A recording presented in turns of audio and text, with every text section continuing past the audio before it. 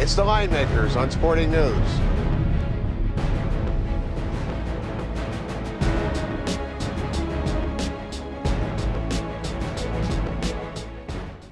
Folks, it's the New Orleans Bowl. That's our preview. Brian Blessing with the man, Kenny White. It's Louisiana-Lafayette, a 5-point favorite. Total of the game, 65, playing East Carolina. And Kenny, you and I had been talking about this game earlier in the day. Bet the over now, because it's going to go up. And listen, East Carolina can go with the best of them, and they can't stop anybody. We watched Arizona and Nevada battle it out and get 97 points in a bowl game already. Well, these two teams are just as explosive. Both teams like to go up tempo. Both teams have found their quarterback.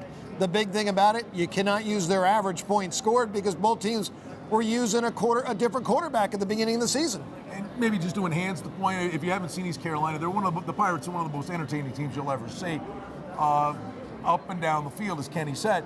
In Louisiana-Lafayette, their last 12 games, Kenny, in non-conference games, 9-3 to the over against an opponent that just wants to get in a track meet. Let me tell you, it's hard to believe. Ruffin McNeil was a defensive coordinator.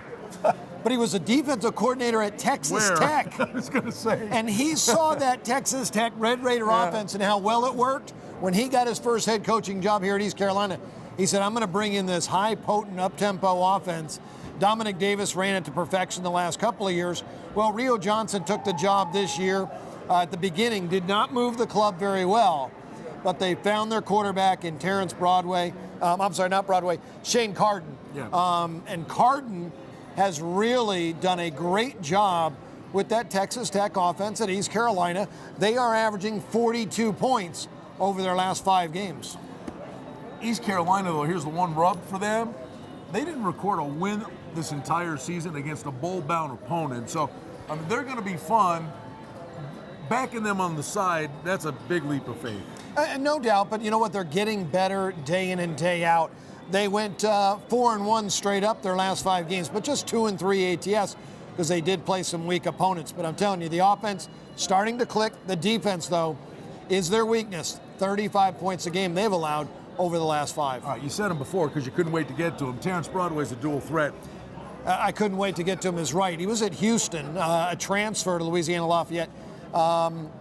Blaine Gaither was a starting quarterback there, but he got hurt, and Terrence Broadway got his chance. A redshirt sophomore, great arm, can run the football. They like a dual-threat quarterback. Mark Hudspeth, the head coach there, had head coaching experience before at North Alabama for 7 years. He's one of these guys that you have no idea who he is until he ends up somewhere like Ohio State or Michigan. Great coach. He knows what he's doing. He won 9 games last year at Louisiana-Lafayette. For the first time since 1976. These guys are going to threaten the total at halftime. And this may sound nuts, and maybe I'm going over the top. I don't think so. Because I remember I played them against Marshall over. I think the century mark's in jeopardy here. Well, that one did go in overtime. It was 65-59 in double overtime, but they were over 100 at the end of the game. It should be a fun one.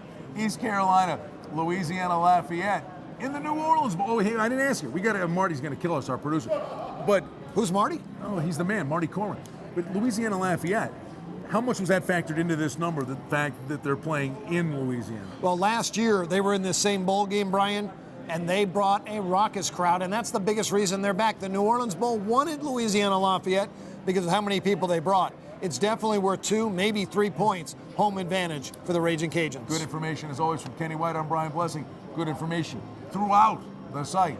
Check it all out. The Line Makers on Sporting News.